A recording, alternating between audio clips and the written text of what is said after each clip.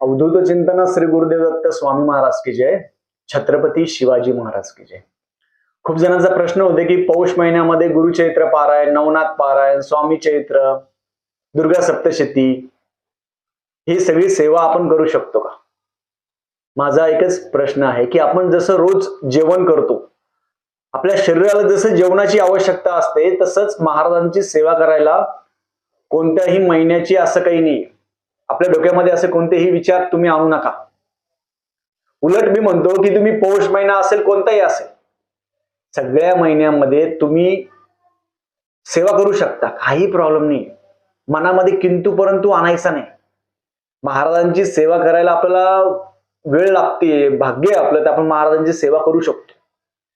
म्हणून पौष महिना असेल कोणताही महिना असेल, देवाची सेवा करायला कोणतीही अडचण नाही, कोणतीही अडचण नाही. महाराजांची सेवा करायला कशाची अडचण? आणि कळी काळास न बेने. आपण कसं असतो, संकट आलं की महाराजांची सेवा करतो आणि आपण जर सुखात असलो की महाराजांची सेवा करतच नाही. तसं नाही. आपण सुखात असो दुखात असो, महाराजांना विसरायचं नाही. महाराजांची सेवा मनापासून करावी. गुरुचैत्र पारायण, नवनाथ पारायण, दत्त जन्मोत्सव मला तुम्हाला जमलं नाही दत्त जयंती निमित्त, तुम्ही गुरुचैत्र पारायण पौष महिन्यात करू शकता. गुरुचैत्र, नवनाथ पारायण, स्वामी चैत्र. आपली स्वामी पुण्यतिथी 15 एप्रिलला आहे, तिथपर्यंत तुम्ही सेवा आहे ती सेवा पूर्ण करू शकता. रोज महाराजांना नैवेद्य दाखवायचा असेल, महाराजांची आरती असेल, अभिषेक असेल, ते आपण विना अडथळे करू शकता. मनामध्ये कोणतीही भीती ठेवायची नाही. महाराजांचं नाव घ्यायला कोणताही महिना आड येत नाही. महाराजांनी काय सांगितलं? प्रपंच करून परमार्थ करायचा आहे. आपला पूर्ण प्रपंच करायचा, ते वेळ भेटला तर परमार्थ करायचा आहे. आपण करायचं तर पूर्ण टक्के ते करायचं. महाराजांची सेवा करायला कोणतंही बंधन नाहीये. म्हणून मनातून विचार काढून टाका, पौष महिना काही असं काहीच नाहीये.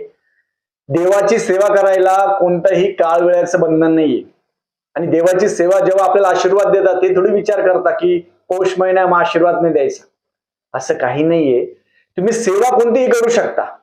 जसं आपण रोज जेवण करतो त्याप्रमाणे रोज सेवा करावी. आपल्या शरीराला संरक्षण निर्माण होतं आणि आपलं मन प्रसन्न राहतं. बाकी समाधान हीच महत्वाचं आहे आपल्या आयुष्यामध्ये. बाकी सगळं जरी असलं, आपल्याला रात्री जर छान झोप लागली तर तुम्ही समाधान व्यक्ती आहे, लक्षात ठेवा. बाकी सगळ्या गोष्टी क्षणभंगूर असतात. आपल्याकडे काही गोष्टी असेल, उद्या नसेल, पण नामस्मरण हे चिरकाल राहणार आहे. नामस्मरण व्यतिरिक्त दुसरं काही नाही. म्हणून महाराजांचं नामस्मरण कधीही सोडायचं नाही. श्री स्वामी समर्थ.